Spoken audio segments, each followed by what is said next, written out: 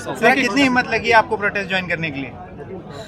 हिम्मत क्या लगी यार, ये मतलब ये मैंने जैसे कहा, मैं एक माँ हूँ, मेरी बेटी 2.5 साल की है, ये सारे बच्चे जो हैं ये मेरी बेटी के भविष्य के लिए भी लड़ाई लड़ रहे हैं, संघर्ष कर रहे हैं, तो ये मेरी जिम्मेदारी है, इसमें हिम्मत क्या लगना, ये जिम्मेदारी है मेरी। बॉलीवुड बोल नहीं रहा है ना कुछ भी, कोई भी नहीं आ रहा, कुछ लोग तो कह रहे हैं मैं आर्टिस्ट हूँ मुझे अलग रखो, तो हिम्मत ही लगी होगी यहाँ पहुँचने में।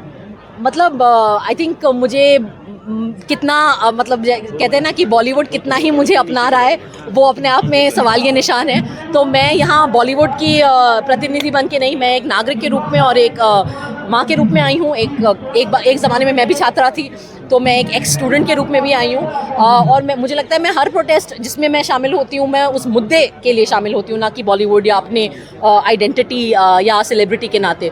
तो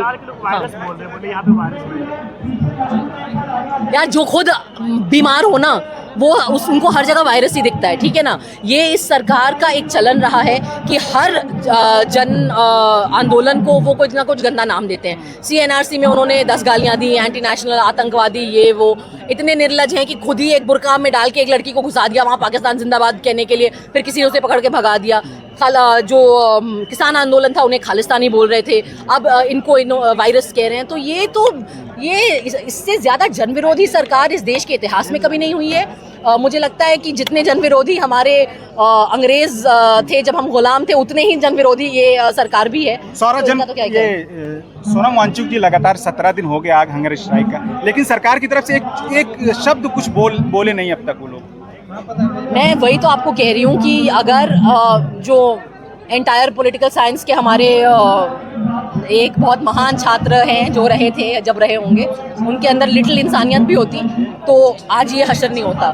ये शर्म की बात है कि सोनम वांगचुक जैसे एक जिम्मेदार नागरिक इस देश के, एक अवार्ड विनिंग एक्टिविस्ट, एक अच्छे आदमी जो अपनी निजी लड़ाई नहीं लड़े, इनके तो बच्चे भी नहीं है शायद, ये तो मतलब ये इस देश के बच्चों की लड़ाई, के भविष्य की लड़ाई लड़ रहे हैं। आज उनका स्वास्थ्य जो है वो ऐसे मतलब क्रिटिकल हालत में है, वो 16वें दिन हंगर स्ट्राइक पर बैठे हैं, और इस सरकार में किसी को इतनी शर्म नहीं है कि जो जायज़ मांग है इनकी बिल्कुल, और कि एक नालायक निकम्मे मिनिस्टर को हटाइए जिनके रूल में इतना बड़ा कांड हो गया, और जो 2-2.5 साल से चल रहा है। ये अभी ये थोड़ी ना पहले से प्रोटेस्ट 2024 से नीट का प्रोटेस्ट चल रहा है, राइट।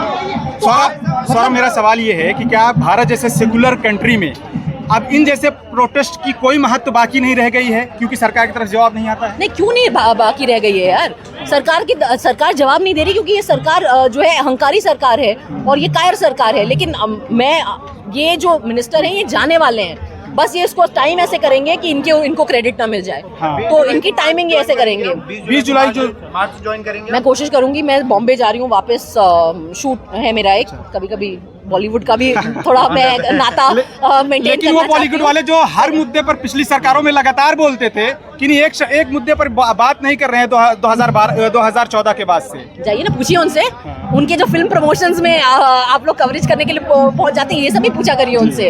इस प्रोटेस्ट से क्या उम्मीद है आपको आगे लॉन्ग टाइम में? क्या इस प्रोटेस्ट से उम्मीद क्या है? मैं कह रही हूँ कि आप इस प्रोटेस्ट को जज करने की ज़रूरत नहीं है। इस प्रोटेस्ट ने ऑलरेडी मेरे आंखों में ये सफलता हासिल कर चुकी है, क्योंकि इस प्रोटेस्ट ने इस देश में इतने सालों से 2021 से जो रोष था लोगों के मन में, उसको एक आवाज़ दी है, और उसको एक जिम्मेदार आवाज़ दी है उन्होंने, बिल्कुल within the legal framework, within the framework of our constitutional rights. तो मेरे हिसाब से ये प्रोटेस्ट ऑलरेडी सफल है।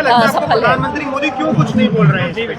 एक बोल सकते हैं, आप बोल सकते हैं, बोल के चलिए। आपको बुलवा नितिन नवीन कह रहे हैं कि अगर हमारे कार्य करना चाहे तो इनका इलाज कर सकते हैं। नितिन गडकरी सदस्य हैं, आपस में अपना इलाज कर ले भाई ये लोग। हम जनता जो है वो सफर कर रही है आप लोगों के अपने। बहुत शुक्रिया आपका सारा।